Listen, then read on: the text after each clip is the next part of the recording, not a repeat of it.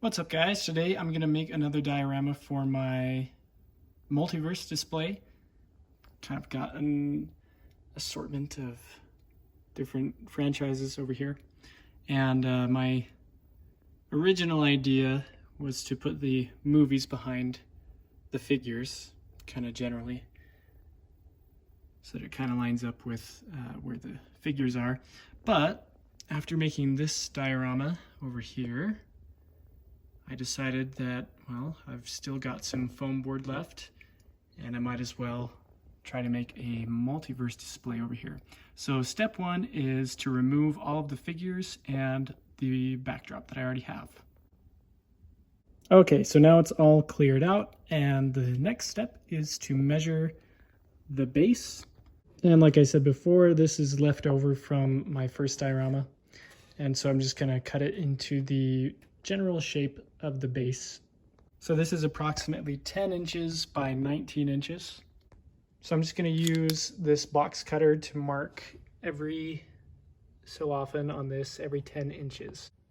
Okay, so I've marked every so often's a 10-inch mark, and then I've just connected it with the box cutter to make a solid line. And then what we're going to do is cut it and then just break it to get an edge that kind of looks interesting. Okay, so I've literally just banged this against my knee and it just split like that. And as you can see, it kind of leaves you with a rough surface. Kind of looks a little rocky, which is what we're going to be going for. And again, we're just going to cut it to 19 inches. So we're just going to clip off one of these edges. And I'm just going to smack that against my knee once more. And there you have it. So this is the general shape of the base. We're going to have to round out the back corners because the backdrop is going to kind of round around it. But we're just going to check to see if this fits so far. Perfect. Okay, so now we're going to need a backdrop just to see how it's going to fit around those corners, to see how we need to round them out. And for this one, I'm going to choose an appropriately multiverse themed background. This is the Multiverse Sacred Timeline from the Loki series, which is going to represent the different universes branching off and different timelines. All right, so I just went to Office Depot and had this image printed off on scrim. Cost me $18, I think, plus tax around $20. And they cut it for me, so that was really nice. The last time I did this, I had to cut it by hand with some scissors, but this turned out really, really nice. It's not perfect.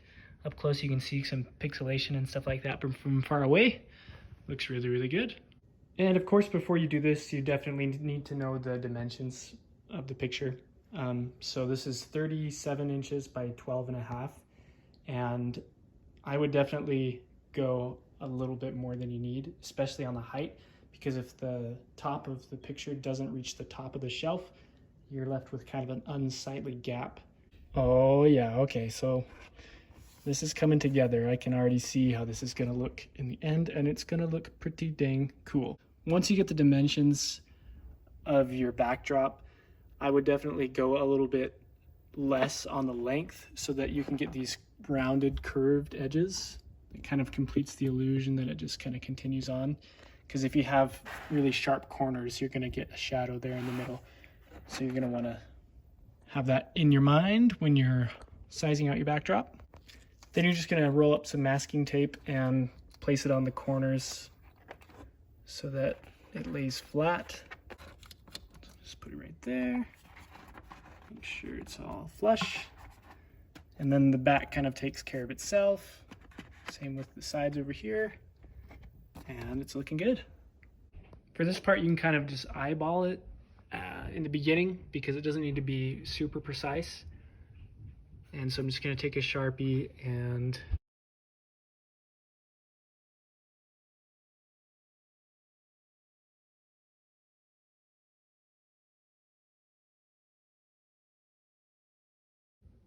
voila. Okay, so I've just scored that with the box cutter, and then I'll just use the old snap off method and see what we get and see if it fits. So that looks pretty good, but those didn't snap off very cleanly, so I might just have to clean those up really quick. All right, the moment of truth to see if it fits.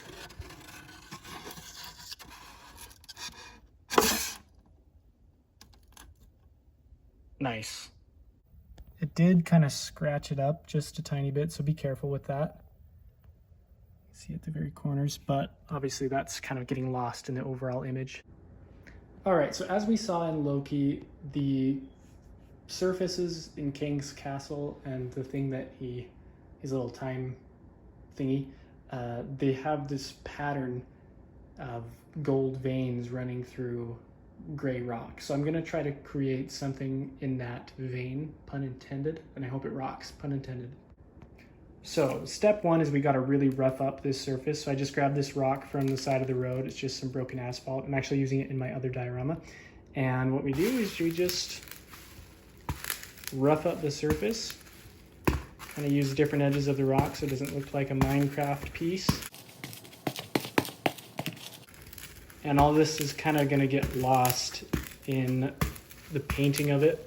So don't be afraid to go crazy with the pressure. Okay, so this is sufficiently roughed up for now. The entire surface is covered in all these pock marks, and it's really going to add some character to the base. So now what we're going to do is we're going to trace out some lines where we want the gold veins to go, and then we'll go from there. I'm going to give it another once over on this edge with the rock.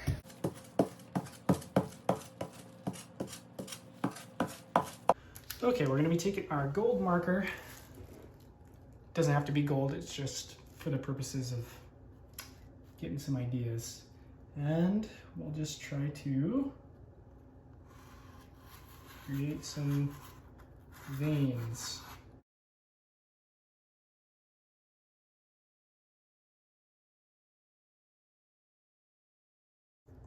Okay, so this is just a rough idea of some of the cracks that we can make in the rock. So what we're gonna do is we're gonna grab our X-Acto knife, and then we're going to score out the rough, and the rougher it is, the more natural it's going to look, image of these cracks in here. And I might not do all of them, I might change it as I go, but that's called art. Okay, so we've got those preliminary cuts made, and they are a bit rough, and they kind of look like they've been slashed a little bit. We don't really want it to look like that, so I'm just going to go in with the rock and kind of rough up some of those cuts.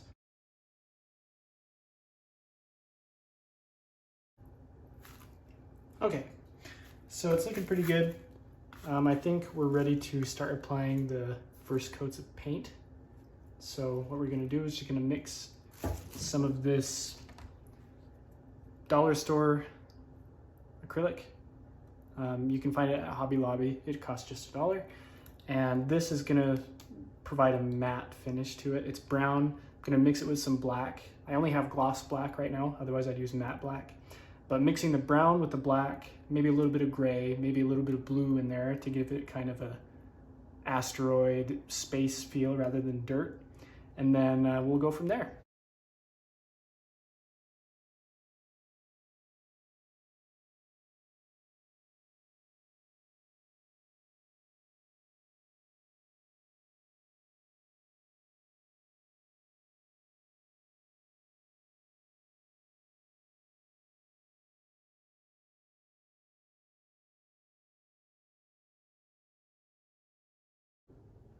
Okay, so now we just have to wait for it to dry, which might take a while. It doesn't seem to be drying very quickly.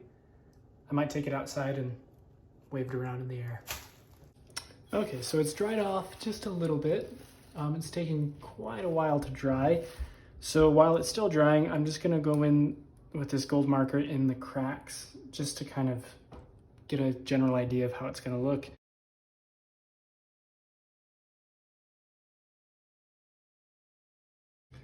Okay, so I'm kind of getting my marker dirty. The paint isn't quite dry enough yet to do this. Also, what I'm noticing is that the marker tip is too wide to fit into some of these cracks. So I'm gonna have to use gold paint, water that down, see what I can do with that.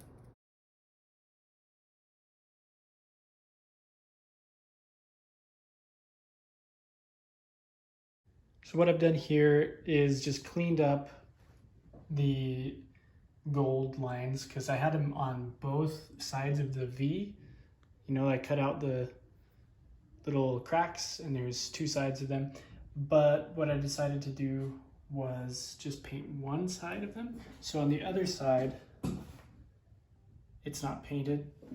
And I also decided not to paint some of the cracks because it was just a little busy. And so this is a little more simple. And we've got just the gold on one side showing, and I'm just waiting for it to dry and then it will be done. Okay, here it is all finished. All painted up and ready to go. Last step is to put it in the display and then put the figures on top of it.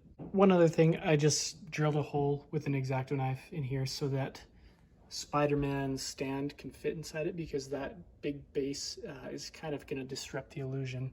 So yeah, we'll get to it. All right, here it is all finished. And I did decide to do a gray dry brush over top of this because I didn't like how it looked when it was all glossy and black. I like the contrast of the matte gray with this background. So there you go. Yeah, this is my Multiverse display. And we'll do a quick comparison with my other displays. This is my Star Wars display. Still got the movies behind it. I might do something similar to this at some point with this, but for now, I've just got the movies in the background. Got those light up lightsabers. And here we have my main MCU display. Same deal, we just have a background printed on scrim from Office Depot and just a foam board base. There they all are together, and thank you guys for watching.